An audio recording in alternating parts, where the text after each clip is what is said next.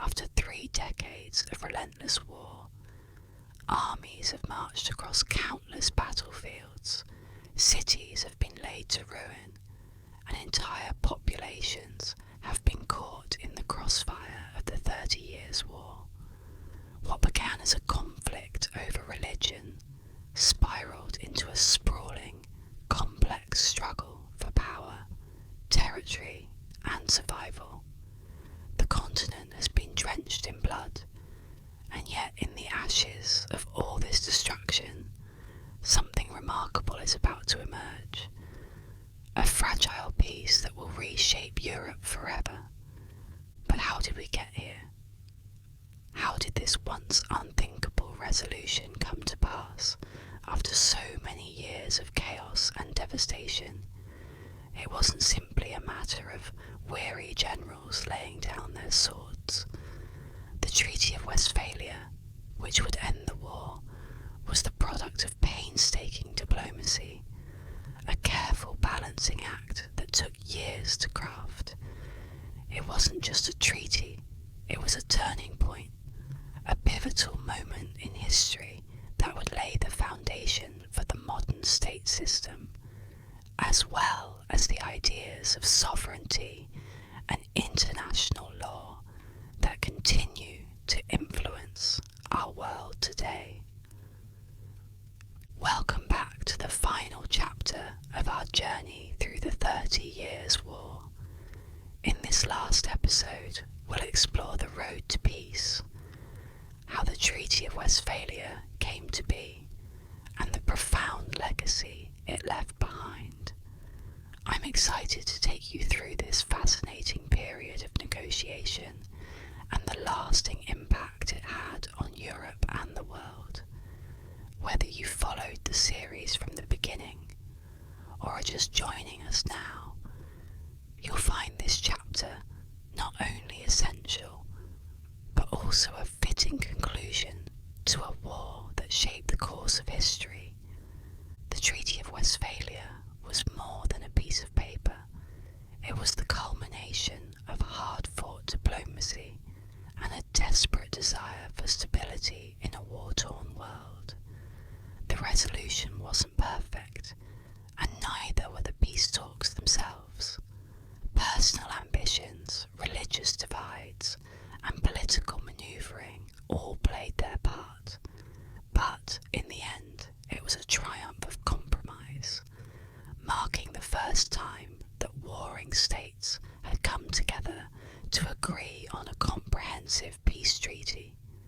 Before we dive into the specifics of this landmark agreement, let's first look back at the path that brought us to this pivotal moment.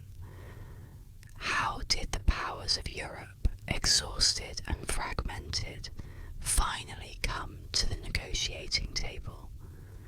The road to the Treaty of Westphalia was long and fraught with challenges, and to understand it fully, we must revisit the key moments that paved the way for peace.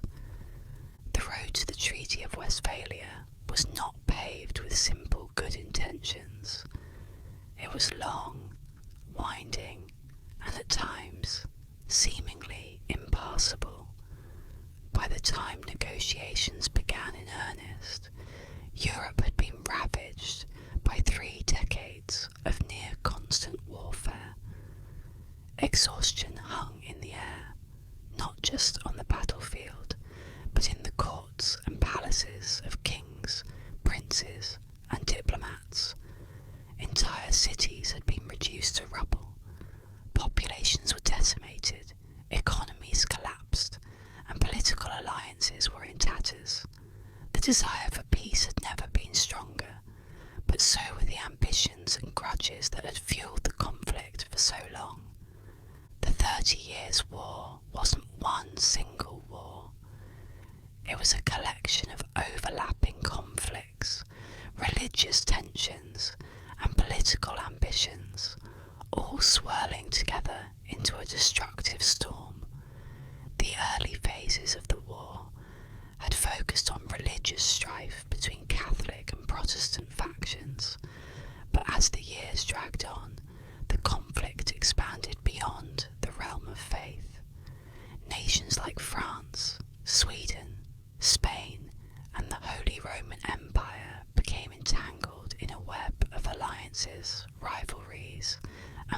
power struggles that seemed to have no end. With so many factions vying for their interests, finding a path to peace was like untangling a knotted rope. By the mid-1640s, however, it was clear to all the major players that the war could not go on forever. Both sides were running low on resources and morale, and there was a shared recognition that a diplomatic solution was not only desirable but necessary for survival. In 1641, the first discussions of peace began, and by 1643, the cities of Münster and Osnabrück in Westphalia were chosen as the neutral ground for what would become some of the most complex and lengthy negotiations in European history. Two separate but simultaneous peace congresses were established, one in Münster for the Catholic powers, and the other in Osnabrück for the Protestant factions. This alone was a sign of how deep the divisions ran, but it also demonstrated the delicate balancing act required to bring so many different parties to the table. The negotiations were not just between two sides, but among a multitude of states, each with its own interests and demands.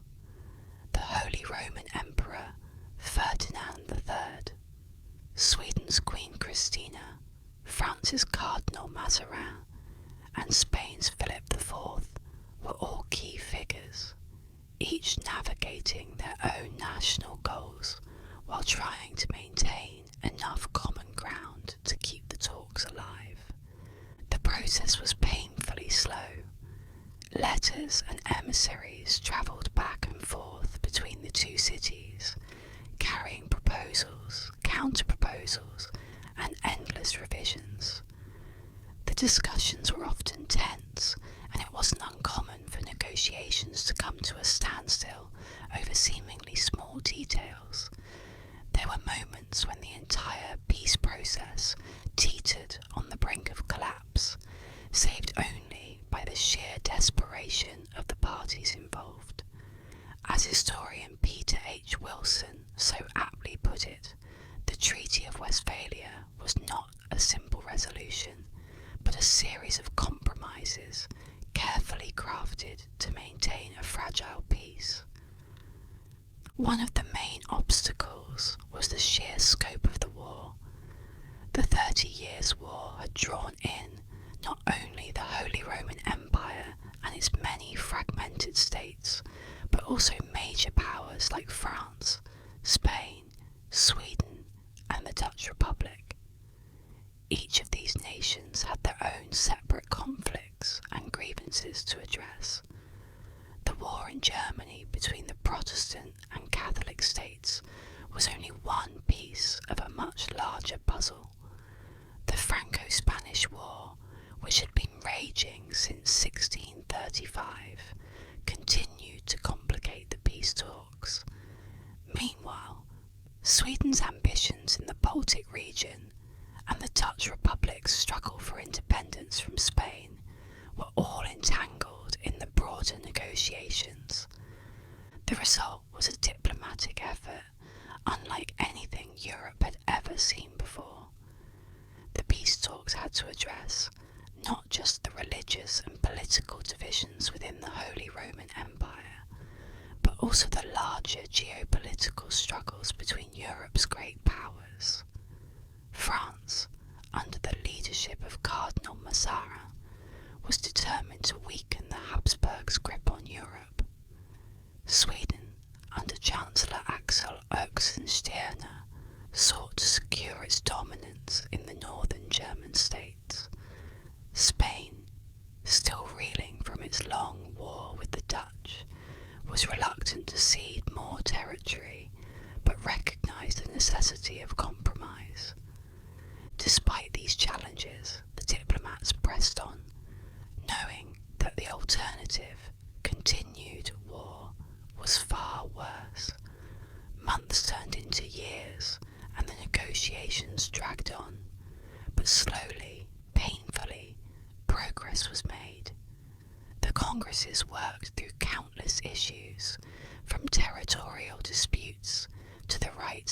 religious minorities to the complex question of sovereignty within the Holy Roman Empire. The goal was to create a balance of power that would prevent any one state from dominating the others, while ensuring enough stability to maintain peace. One of the most contentious issues was the question of religious freedom. The war had started as a conflict between Catholics and Protestants, and the religious divisions remained deep. The Peace of Augsburg, signed nearly a century earlier in 1555, had established the principle of cuius regio eius religio, the idea that the ruler of a territory would determine its official religion. But the 30 Years' War had shattered this fragile peace, and the diplomats at Westphalia had to find a way to restore religious stability. In the end, they reaffirmed the principle of Augsburg, but with significant modifications, including protections for minority religious groups in certain areas. The peace congresses also had to navigate the complex web of territories and allegiances within the Holy Roman Empire. Over the course of the war, the map of Europe had been redrawn multiple times, with states changing hands, alliances shifting, and entire regions devastated by conflict. The Treaty of Westphalia sought to create a new political order, one that would respect the sovereignty of individual states while limiting the power of the emperor. This was a radical shift from the medieval idea of a united Christendom under the leadership of the Holy Roman Emperor. Instead, the Treaty of Westphalia established the modern concept of state sovereignty, where each ruler had the right to govern their own lands without interference from outside powers. As the negotiations reached their final stages in 1648, there was a palpable sense of relief. The war had dragged on for so long that many had forgotten what peace even looked like. But the Treaty of Westphalia, while not perfect, offered a glimmer of hope. It was a carefully constructed peace, held together by the delicate threads of compromise. The treaty addressed the immediate issues of the war, but its legacy would be felt for centuries. It marked the end of large-scale religious wars in Europe and laid the groundwork for the modern international system of diplomacy. With the final agreements in place, the stage was set for the signing of the treaty, a moment that would echo through history. But before we delve into the details of the treaty itself, let's first take a closer look at the key provisions that would shape the future of Europe. The Treaty of Westphalia, signed in the autumn of 1648, was a document like no other. After 30 long years of war, the ink that sealed the peace was more precious than gold, a symbol of survival for a Europe scarred by devastation. The world had been turned upside down by the conflict, but now, at last, there was hope that peace might hold. Yet this was no simple peace. It was a complex and delicate agreement, shaped by a deep understanding that war could erupt again at any moment if the balance of power was not carefully maintained. The treaty itself was not a single document, but a series of treaties that spanned the negotiations held at Münster and Osnabrück. Together, they addressed the concerns of more than 100 parties, nations, states, and religious factions. The most crucial part of the treaty was its affirmation of the sovereignty of individual states within the Holy Roman Empire. For centuries, the emperor had claimed dominion over this vast collection of territories, but the war had shattered that illusion. Now, the princes and rulers of these states would be free to govern their own lands without interference from the emperor. This was a monumental shift in European politics, one that signalled the decline of imperial authority and the rise of independent nation-states. The concept of sovereignty, now so fundamental to the modern world, was a radical idea at the time. No longer would Europe be seen as a single religious or political entity under the rule of one emperor or pope. Instead, it was a patchwork of individual states, each with its own laws, borders, and authority. The Treaty of Westphalia not only recognised this reality, but also enshrined it in law, establishing the framework for modern diplomacy and international relations. From this point forward, rulers would negotiate directly with each other as equals, without the need for papal or imperial mediation. Religious tolerance was another cornerstone of the treaty. The 30 Years' War had begun as a religious conflict, but after decades of bloodshed, it was clear that neither Catholics nor Protestants could claim victory. The treaty granted the right of both religious groups to practice their faith without fear of persecution. It reaffirmed the principle of cuius regio, aius religio, established by the Peace of Augsburg in 1555, allowing rulers to choose the religion of their territories. But this time, it also provided protection for religious minorities, ensuring that people who lived in regions where their faith was not the official one would not be forced to convert or flee. This religious compromise, hard-won and fragile, marked the end of large-scale religious wars in Europe. For more than a century, the continent had been torn apart by conflicts between Catholics and Protestants. The Treaty of Westphalia was the first major step toward religious coexistence, recognising that Europe's diversity of belief could not be resolved by force. It was a grudging acceptance, to be sure, but it was enough to keep the peace, at least for a time. Territorial adjustments were another key aspect of the treaty. The map of Europe had been redrawn repeatedly during the war, as armies captured and lost cities, regions, and whole provinces. The Treaty of Westphalia formalised many of these changes, but it also sought to create a balance of power that would prevent any one state from becoming too dominant.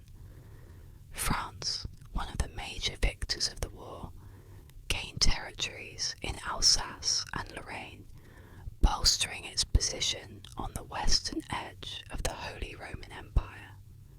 Sweden, which had played a significant role in the later stages of the conflict, was granted control over several key territories in northern Germany, giving it influence over the Baltic Sea trade.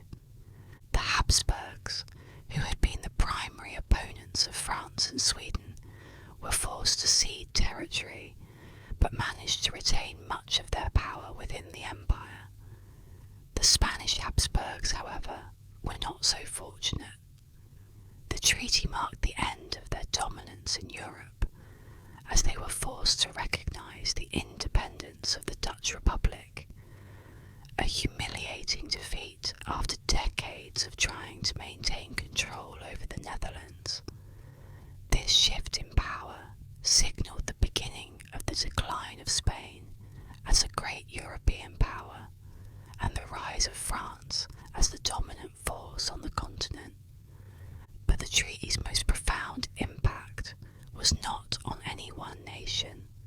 It was on the very idea of how wars should be fought and how peace should be maintained. The diplomats who crafted the Treaty of Westphalia understood that the only way to prevent another catastrophic conflict was to establish a system where states could resolve their disputes through negotiation rather than violence. For the first time in history, a comprehensive peace agreement was made, not just between two warring nations, but among a whole host of states, each with its own interests and goals. This new diplomatic order would shape Europe for centuries to come. The principles of state sovereignty and religious tolerance laid out in the treaty became the foundation of modern international law. From this point forward, the idea that rulers had absolute power over their territories and that they could negotiate with other rulers as equals became the norm. The Treaty of Westphalia also established the precedent that peace could be maintained through diplomacy and compromise rather than through sheer force of arms. But as much as the treaty was celebrated for bringing an end to the war, it was also clear to those who had lived through the conflict that the peace had come at an unimaginable cost. A contemporary diplomat present at the signing remarked, "We have at last achieved peace, but at a price too high for any man to count." The war had left Europe devastated. Entire regions had been depopulated, economies ruined, and the social fabric torn apart. The scars of the conflict would take generations to heal, and the peace itself was fragile, always at risk of being shattered by new ambitions and rivalries. As the ink dried on the Treaty of Westphalia, there was a palpable sense of relief, but also a recognition that this was not the end of Europe's troubles. The balance of power established by the treaty would hold for a time, but it was not a permanent solution. The seeds of future conflicts had already been sown, and the tensions between the great powers of Europe would continue to simmer beneath the surface. Still, for all its imperfections, the Treaty of Westphalia was a landmark achievement. It brought an end to the bloodiest conflict Europe had ever seen, and it created a new framework for resolving disputes that would shape the continent's future. The treaty's legacy can be seen in the modern world, where the principles of state sovereignty, religious tolerance, and diplomatic negotiation remain at the heart of international relations. But the war's legacy did not end with the signing of the treaty. The 30 Years' War had fundamentally altered the political, social, and religious landscape of Europe, and its consequences would be felt for centuries. To fully understand the impact of the war, we must look beyond the immediate peace and explore the long-term consequences that shaped the course of European history. From the rise of absolutism to the development of new military strategies, the 30 Years' War left a lasting mark on the world that would influence the future of Europe and beyond. The 30 Years' War left Europe in a state of profound devastation, the likes of which had rarely been seen before. Central Europe, particularly the German states, bore the brunt of the conflict's destruction.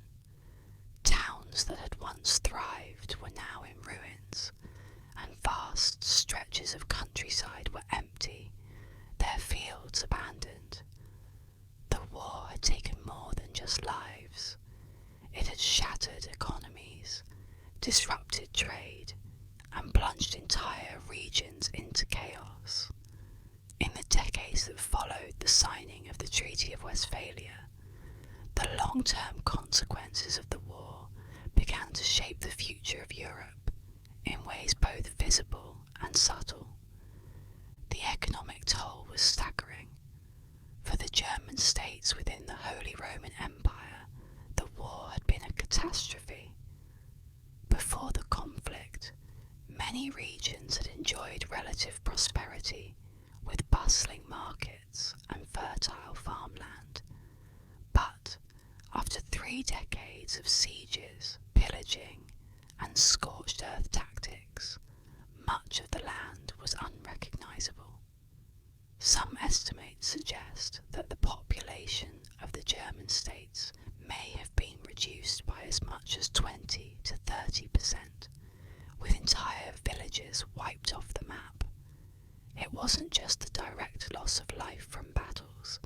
Famine and disease followed the armies, leaving devastation in their wake.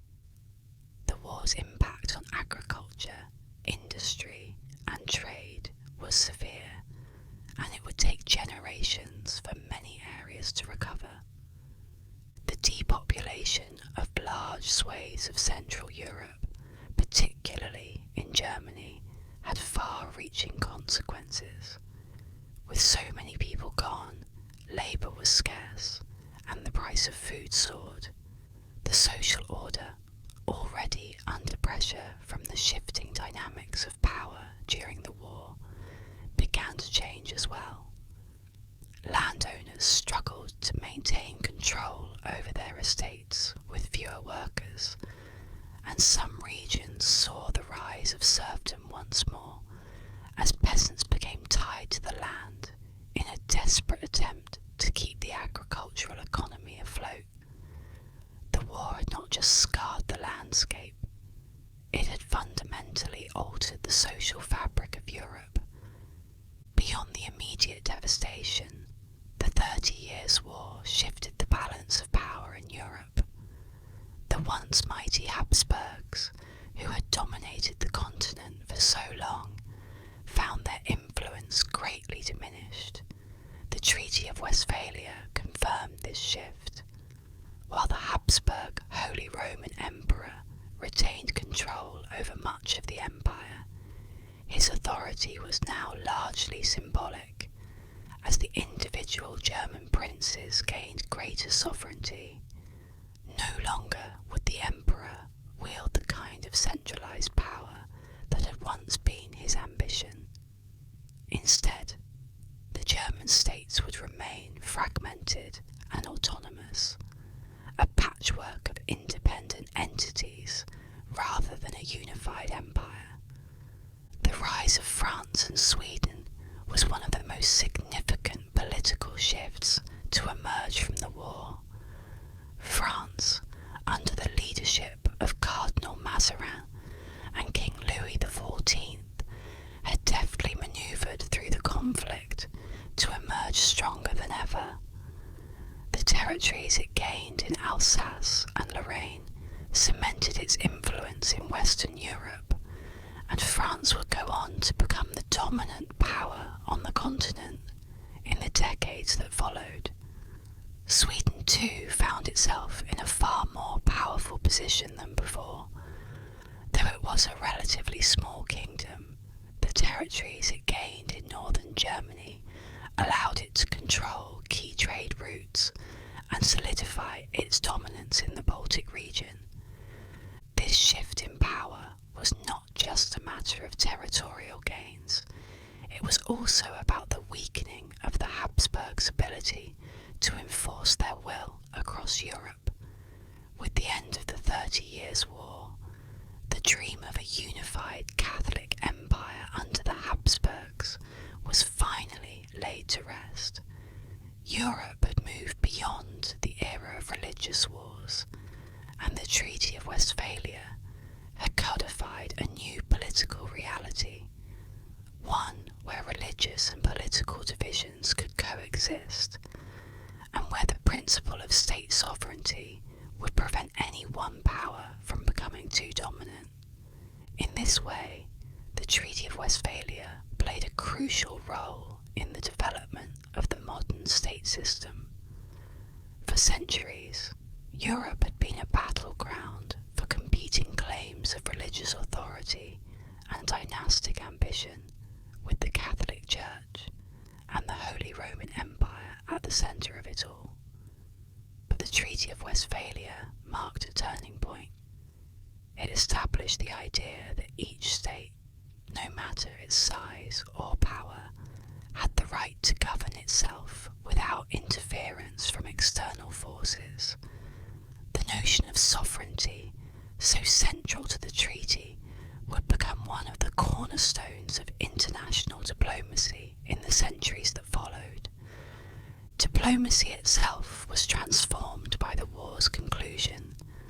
For the first time, a large-scale multilateral peace conference had been held, involving not just two warring parties, but a multitude of states, each with their own interests and demands. The process of negotiating the Treaty of Westphalia set a precedent for how future conflicts would be resolved through diplomacy, compromise, and the balancing of power, rather than through absolute victories on the battlefield. This new approach to international relations would shape the way Europe dealt with conflict in the centuries that followed, laying the groundwork for modern diplomatic institutions. Historian C.B. Wedgwood captures the profound impact of the war when she writes, "The war shaped the political and religious future of Europe, leaving scars that would take centuries to heal. Indeed, the 30 Years' War had forever altered the way Europe saw itself. It had been a religious war, but it had ended as a political one. The Treaty of Westphalia's recognition of religious tolerance, while imperfect, marked the end of Europe's bloodiest religious conflicts. No longer would the continent tear itself apart in the name of faith. Instead, the lines of division would increasingly be drawn along political and territorial lines. Yet the peace achieved in 1648 was fragile, and Europe's scars were deep. The war had created a generation of people who had known nothing but conflict, and the memories of the devastation would linger for decades. In some regions, the economic and social impacts of the war were so severe that they wouldn't fully recover until the 18th century. The political landscape of Europe had been forever altered, with the rise of France and Sweden, the decline of the Habsburgs, and the formal recognition of state sovereignty reshaping the way nations interacted with each other. The war also left a lasting impact on military strategy and the conduct of war itself. The sheer scale of the conflict, the number of states involved, and the length of the war forced commanders and rulers to rethink how wars should be fought and how they could be sustained. The 30 Years' War had seen the rise of professional standing armies, the use of new technologies, and the development of new tactics that would shape European warfare for centuries to come. The devastation wrought by these new methods, however, also led to a growing recognition that war could not be an unchecked force. The principles of diplomacy and balance established by the Treaty of Westphalia would be critical in preventing future conflicts from spiralling out of control in the same way. As the dust settled on Europe, the continent found itself at a crossroads. The 30 Years' War had shown the dangers of unchecked ambition and religious fanaticism, but it had also revealed the possibilities of diplomacy and compromise. Europe would never be the same again, and the road to recovery would be long ashes of war, a new order had emerged, one built on the principles of state sovereignty, religious tolerance, and the balance of power. This new order, however, was not without its challenges. While the immediate conflict had ended, the long-term consequences of the war would continue to shape Europe for centuries. The political, social, and economic upheavals caused by the war left a legacy that would influence the continent's future in ways both obvious and hidden. To truly understand the significance of the 30 Years' War, we must look not just at the peace it brought, but at the lasting legacy it left behind. The 30 Years' War left a shadow over Europe that lingered long after the final cannon fire had faded and the peace treaties were signed. In its wake, the continent stood transformed, nations reshaped, borders redrawn, and countless lives lost. But from this devastation arose a new understanding of warfare, governance, and diplomacy, creating a legacy that would ripple through the centuries to come. The conflict, though tragic, forced Europe to reckon with the way wars were fought, the role of religion in politics, and the very notion of statehood. One of the most profound legacies of the war was the shift in military strategy. Prior to the 30 Years' War, armies were often raised on an ad hoc basis, relying on mercenaries and levies that could be called up as needed. The war changed that. It revealed the inefficiency and danger of relying on mercenaries, who often turned on the very populations they were hired to protect, pillaging and plundering with little regard for the local people. As the war dragged on, rulers began to realise that a more professional, permanent military was necessary to maintain both control and order. By the time the war ended, many European powers had begun to establish standing armies, professional forces that could be trained, equipped, and maintained even in peacetime. These armies became a key tool of state power, allowing rulers to project force more efficiently and defend their territories with greater reliability. The military tactics themselves also evolved. The war had seen a brutal mix of medieval siege warfare, early modern gunpowder tactics, and large-scale field battles. Commanders, forced to adapt to ever-changing conditions, experimented with new formations and strategies. One of the most notable shifts was the increased use of artillery, which had been relatively rudimentary at the start of the war, but became a decisive force by its conclusion. The devastating sieges that reduced entire cities to rubble were a testament to the power of cannon fire. Armies also became more organised, with professional officers assuming greater control over the rank and file soldiers, bringing more discipline to the battlefield. But beyond the battlefield, the war left an even deeper legacy in the realm of politics and state sovereignty. Before the conflict, the Holy Roman Empire had been a patchwork of semi-independent states, all loosely bound under the authority of the emperor.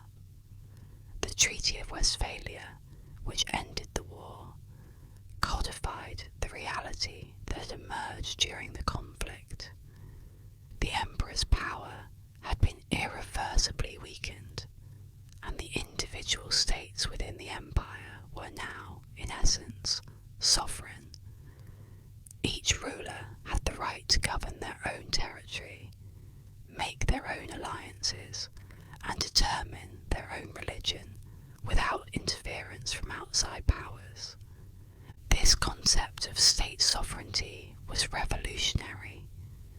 It marked the beginning of the modern international order, where nations recognized each other as equals, each with the right to self-determination. The days of a unified Christendom under the Pope or a universal empire under the Holy Roman Emperor were over. The Treaty of Westphalia laid the foundation for the nation-state system that still exists today, where borders, governance, and national identity are recognized as essential elements of international relations. No longer would religious authority dictate political boundaries. The war shifted the balance from a Europe united by faith to a Europe divided by politics, where the concerns of rulers became more focused on power, territory, and diplomacy than on enforcing religious orthodoxy. Religious freedom, another critical legacy of the 30 Years' War, was hard-won and incomplete, but nonetheless groundbreaking. The war had begun as a religious conflict, pitting Catholics against Protestants in a battle for dominance. But after 30 years of bloodshed, it was clear that neither side could claim victory. The Treaty of Westphalia introduced a new framework for religious coexistence, granting protections for both Catholic and Protestant communities within the Holy Roman Empire.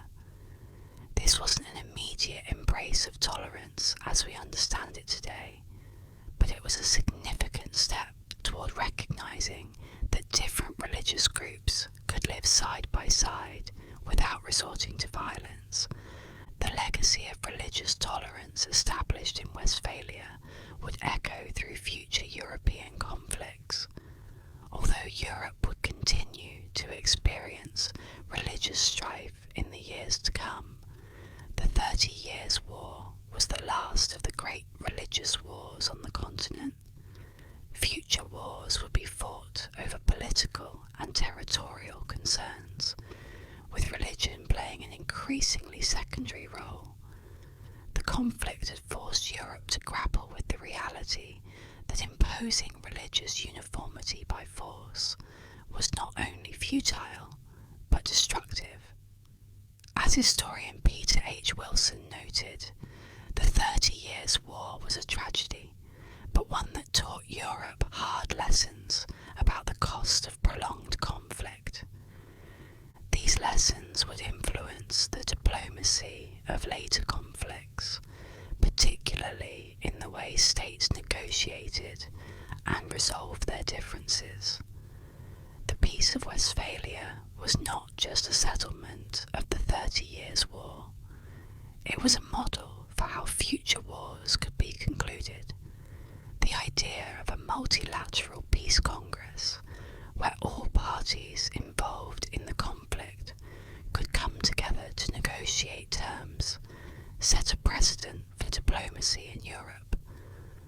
This approach would be seen again in the Congress of Vienna after the Napoleonic Wars, and even in modern institutions like the United Nations, where the goal is to prevent war through negotiation and compromise. The 30 Years' War also shaped the development of European alliances. The conflict had shown that no single power could dominate the continent indefinitely, and that alliances were necessary to maintain a balance of power. The war's legacy was one of cautious diplomacy, where states sought to align themselves strategically to prevent any one nation from becoming too powerful. This balance of power system would come to define European politics for centuries, with nations forming shifting alliances to counterbalance their rivals and maintain stability. Yet, for all its lessons and legacies, the 30 Years' War left scars that would would take generations to heal. Central Europe, particularly the German states, was devastated by the conflict, and the social and economic consequences were profound. The depopulation of vast areas, the destruction of farmland, and the collapse of local economies left many regions in ruin. Recovery was slow, and in some places, the effects of the war lingered well into the 18th century. The social fabric had been torn apart, with entire communities displaced or destroyed. The war's legacy was not just one of political and military change, but also of deep human suffering. The 30 Years' War marked a turning point in European history, a moment when the continent began to move away from religiously motivated wars and towards conflicts driven by political and territorial ambitions. The lessons learned from the war about the dangers of unchecked conflict, the importance of diplomacy, and the necessity of balance in international relations would resonate for centuries. But the war also left behind a deep sense of loss, a recognition that the cost of such a prolonged and brutal conflict was almost too high to bear. As Europe moved forward, the shadow of the 30 Years' War would remain, influencing the way future generations understood war, peace, and the role of the state. The treaty that ended the war was not just a piece of paper, it was the beginning of a new era, one where diplomacy, rather than force, would become the preferred method of resolving disputes. The legacy of the war lives on, not only in the history books, but in the very fabric of modern international relations. To fully grasp the impact of the 30 Years' War, one must look not only at its immediate consequences, but at the long arc of history that it helped to shape. The war's lessons, hard learned and deeply felt, set the stage for the future of Europe, guiding both its conflicts and its peace.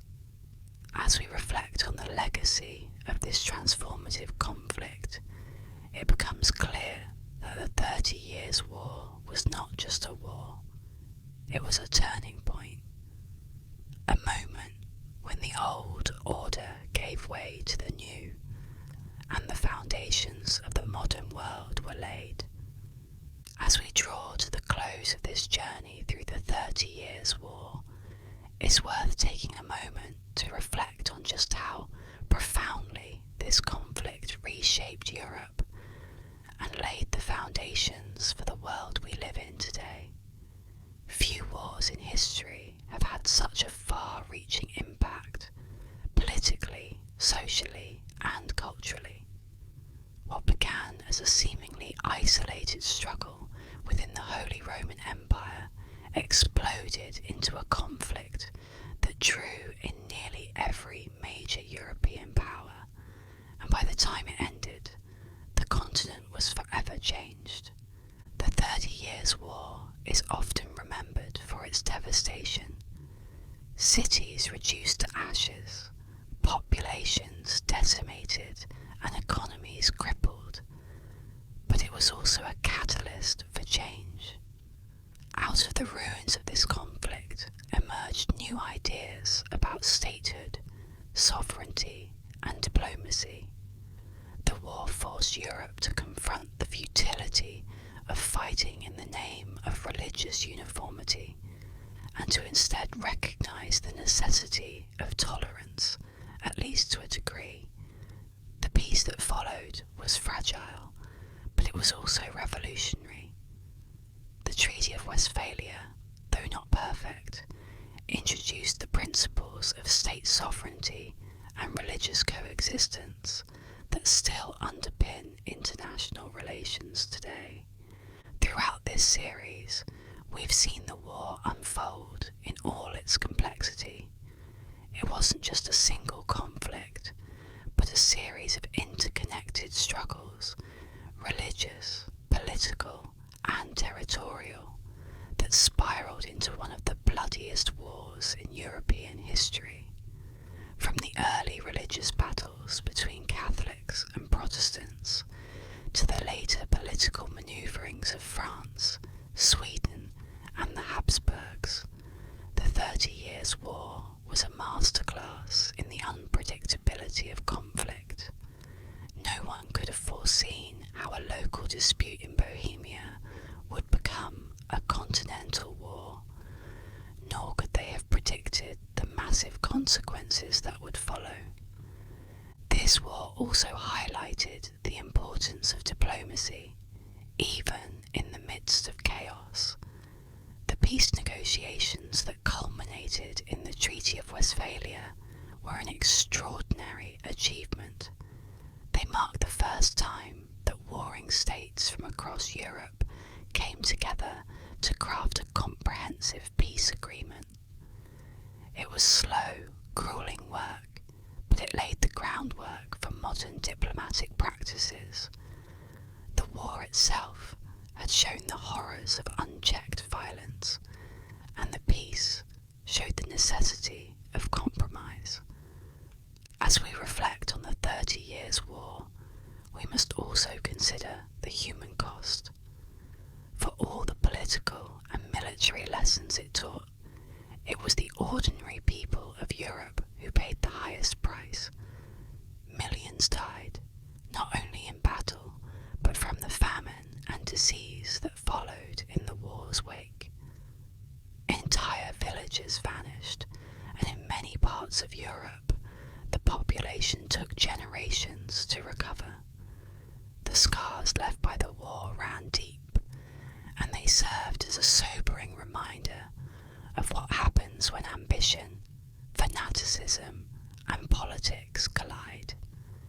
But the legacy of the 30 Years' War is not just one of destruction. It's also a story of resilience and rebirth. From the ashes of the war came new ideas about governance, religion, and diplomacy. Ideas that would influence the development of the modern world. The war forced Europe to abandon the dream of a unified Christendom under the Holy Roman Emperor or the Pope, and to instead embrace a new reality of independent, sovereign states. This shift in thinking laid the foundation for the modern nation-state system, where borders, laws, and national identities are recognised and respected. Now, as we look back on this war, it's important to remember that its consequences didn't end with the signing of the Treaty of Westphalia. The 30 Years' War set in motion a series of changes that would shape European history for centuries to come. It was the beginning of the end for the old medieval order and the dawn of a new era, one where diplomacy, rather than faith, would become the driving force behind international relations. I invite you to take a moment and think about how conflicts like the 30 Years' War have shaped the world we live in today. How many of our modern principles, sovereignty, diplomacy, and tolerance, were born out of the fire and fury of these historical struggles. Wars like these leave deep marks, not just on the land and the people who live through them, but on the very fabric of society. They force us to confront the darkest parts of human nature, but they also push us toward progress. Thank you for joining me on this journey through one of the most complex and transformative periods in European history.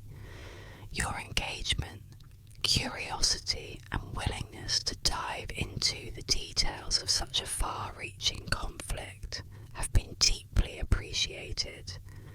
If this series has inspired you to think more deeply about history, to see the connections between the past and present, I hope you'll continue to explore with me. If you've enjoyed this series, be sure to subscribe to ASMR History for more whispered explorations of the past. Together, we'll continue to uncover the stories that shaped our world, one quiet